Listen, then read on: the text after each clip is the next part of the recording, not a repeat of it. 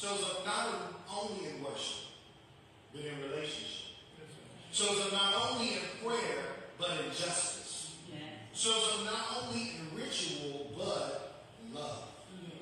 Because when God's people live this way, the world can see Jesus. When God's people live this way, we reflect the character of Jesus in the world. For Jesus is the repairer of the breach. Can I talk about the breach for a minute? The breach was that breach that separated us from being in right relationship with God and with each other. Jesus is the repairer of that breach. For Jesus shows us God's resolution of new renewal by this. By liberating the oppressed. By feeding the hungry.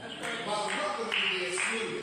By challenging unjust religion and unjust practices. By living in mercy. Living in justice and living in love. On that cross on Good Friday, Jesus bears the burden and the yoke of sin. He liberates us from spiritual oppression. He identifies with our suffering, and he gave himself for us. Jesus is the restorer of the souls of the street. It's not just about the buildings, but it's about people who are in those buildings. Jesus restores the soul of the streets that one day we will walk on. We will walk in and call home. For where home is when heaven and earth are joined together. Where home is where weeping will be no more.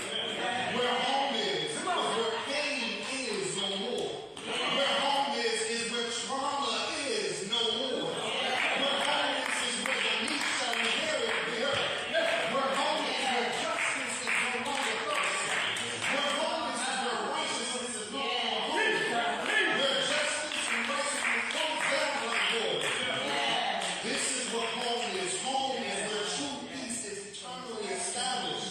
Home is where truth reigns. Home is where the wisdom of God is glorified. And if you are with me, say amen. If you are with me, say amen. This is God's resolution. The facts are renews. Let it be yours.